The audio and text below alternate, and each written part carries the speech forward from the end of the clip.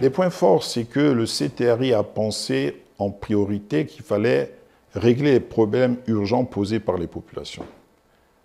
Ils ont essayé d'élargir l'action, passant par la route, passant par l'éducation, en passant par les intégrations, en passant par les pensions-retraites, en passant aussi dans le domaine aéronautique, que nous voyons aujourd'hui qui commence à prendre une certaine dimension, en passant aussi dans le domaine des transports maritimes. Nous avons notre compagnie qui reprend ses activités dans le Libreville-Port-Gentil avec les bateaux.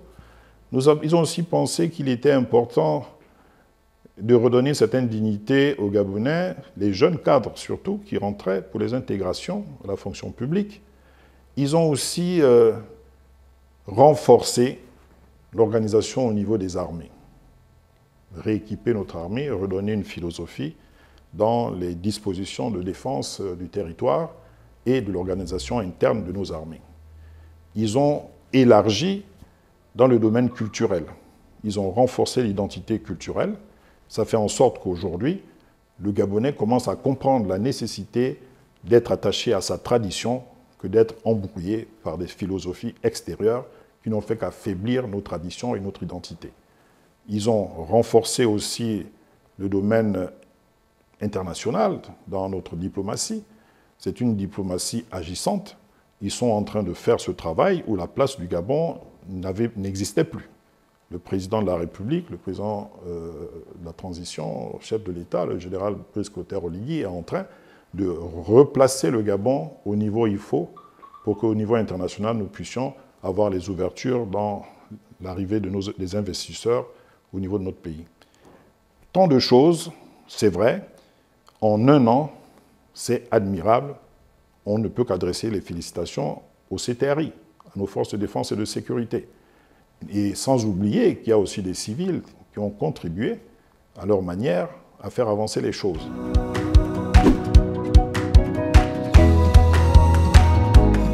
Vous parlez des manquements. Non, ce n'est pas des manquements, ce sont des étapes.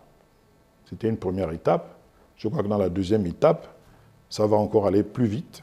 Mais nous pouvons être rassurés qu'il y aura des résultats au niveau de la deuxième étape. La deuxième étape, c'est depuis le 1er septembre. Et depuis le 1er septembre, je crois que le président de la République, le président de la transition, chef de l'État, le général Brice Clotaire Oligui, a pris la mesure de ce qu'il fallait faire pour ce peuple qui demande encore et encore, ce qui est tout à fait légitime. Et aux dirigeants du pays de comprendre que le peuple gabonais est un peuple patient et que le peuple gabonais espère sur la bonne conduite des affaires de l'État.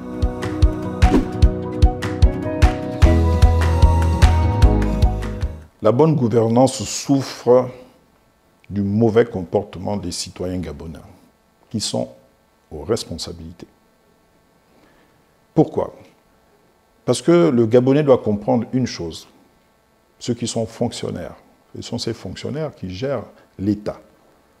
Il se trouve que depuis plus de 56 ans, mais ce n'est pas vraiment 56 ans, je dirais depuis 1977, certains Gabonais ont pensé que les contrôles, les enquêtes, les situations de jugement, comme ça se faisait à l'époque du président Léomba, n'existaient plus et chacun pensait que c'était la cour du roi Péto. Chacun faisait à sa guise. Si on fait un bilan global de ce qui s'est passé durant toutes ces années depuis 1977, vous vous rendez compte que nous avons dépassé des milliers et des milliers de sous et rien n'a été fait. Il y a eu quelques choses de réalisées en 1977.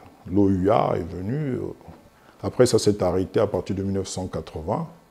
Et depuis 1981-82, les Gabonais sont dans le désert. Rien de nouveau. C'est le quotidien. Les ministères fonctionnent avec la prévarication, détournement de fonds, les fausses factures. Et puis, même vous voyez dans le domaine des pensions, on vous tourne en rond. Un fonctionnaire retraité décède. On n'est pas retiré de la liste informatique du ministère. Il Il y a des gens qui jouent avec tout ça, qui prennent toujours l'argent des gens décédés. Il y a des gens qui ont des doubles salaires, triples salaires. Malgré les efforts fournis, ils ont toujours des voies et moyens de passer, que ce soit dans le public, le parapublic ou même des sociétés. Vous voyez le cas de la SEG. Ce sont des problèmes qu'on a dénoncés depuis plus de 10-15 ans. Ça n'a pas été apprécié par certains responsables politiques. Mais il fallait qu'on le dise. Et nous, au Cercle Méga, nous l'avons dit. Lors du dialogue d'Angonje, le premier dialogue, on a dénoncé tout ça. Et rien ne peut avancer parce que le Gabonais est lui-même responsable de ses propres turpitudes. Vous ne pouvez pas vouloir une chose et son contraire. Quand vous arrêtez un Gabonais, sa famille commence à réagir, c'est son ethnie, c'est son clan, ça devient une affaire politique, et puis il faut non libérer. Non. Quand vous posez un acte, vous pouvez être le fils du président, vous pouvez être le fils de qui vous voulez, vous avez violé la loi. La loi vous frappe et vous rendez compte au peuple gabonais devant des juges. Et on vous condamne. Et quand vous êtes en prison, il n'y a pas besoin d'intervention. Parce que d'habitude, c'était ça. On arrête quelqu'un, après les élections arrivent, on dit non, vous savez, monsieur le président, il faut libérer ce monsieur parce que nous sommes dans notre coin là-bas, il attire la population, et ainsi de suite. Mais nous sommes dans quoi là? Diriger un pays, c'est comme quand vous dirigez votre famille. Si vous avez des enfants indisciplinés, ben vous sanctionnez les enfants, vous frappez dessus. Si vous dirigez un pays, vous ne devez pas avoir d'état d'âme. Quand on est à la tête de l'État, on n'a plus de famille. Votre seule famille reste la République, le drapeau et les intérêts du peuple gabonais. Quelqu'un pose un acte qui ne répond plus aux normes, cette personne doit être sanctionnée.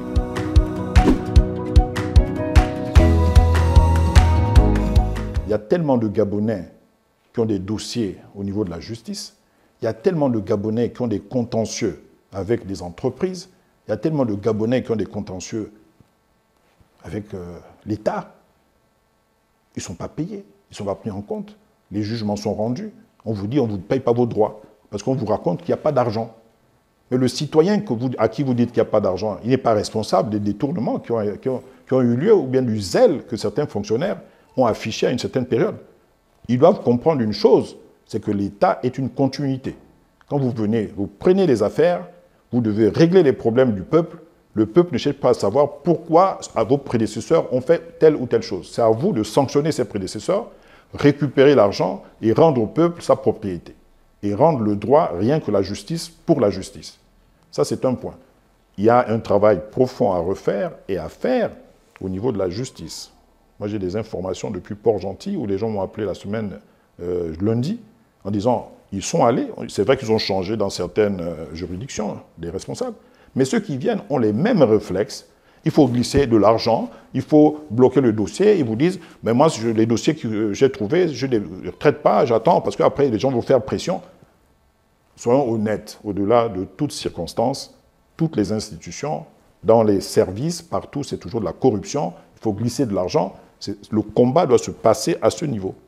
Des gens trichent, volent, ils sont dans la prévarication. Ça c'est un grand travail à faire. Il faut que les Gabonais acceptent qu'on puisse sanctionner leurs parents. Malhonnêtes. Il n'y a pas de discussion là-dessus. Maintenant, s'ils ne veulent pas que le pays reste dans le désordre, donc on arrête tout, le pays sera le dernier pays d'Afrique, les autres évoluent et nous allons reculer. Et nos enfants, nos générations, regardez, voici la rentrée des classes. Vous voyez déjà ces jeunes garçons avec des cartables qui vont à l'école. Qu'est-ce que nous laisserons à ces jeunes-là si nous ne gérons pas l'État avec rigueur et servir le pays avec abnégation?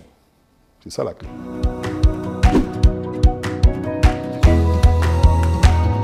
C'est demander au peuple gabonais d'être vigilant. Comprendre que nous n'avons pas deux Gabons.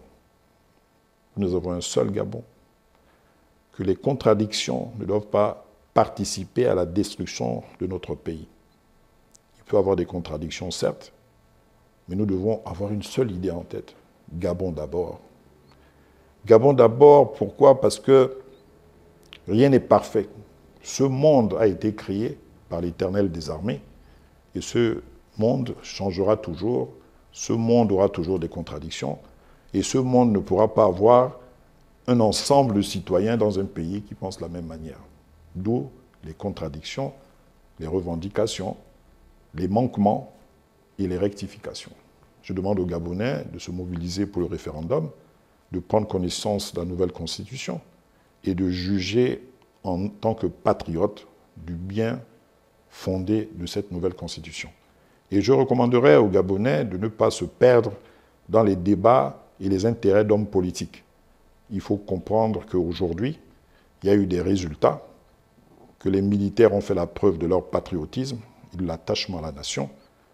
Ils ont renouvelé notre drapeau vert, jaune, bleu, qui bat dans notre cœur, au-delà du fait que les rappeurs, dès les années 90, avaient déjà relancé l'idée du vert, jaune, bleu, qui a renforcé l'identité de notre pays. Aujourd'hui, je voudrais tout simplement saluer une chose. Quand j'écoute le générique d'Africa numéro 1, quand j'ai écouté la première fois dans ma voiture, j'ai eu des larmes. Et je me suis dit enfin, Africa numéro 1, cette grande radio. Et j'en suis fier aujourd'hui. Et je sais que le président de la transition, le président de la République, chef de l'État, le général Brice Clotaire Oligui, donnera à cette radio la grande image du passé, et même encore plus. Tout comme la RTG, qui reprend le poil de la bête, et les Gabonais sont attachés à ces médias. Et je voudrais aussi encourager tous ceux qui sont dans les médias en ligne, qui font un travail admirable, et que le peuple gabonais soutienne toutes les actions qui vont dans le bon sens du bien-être du peuple gabonais. Je vous remercie.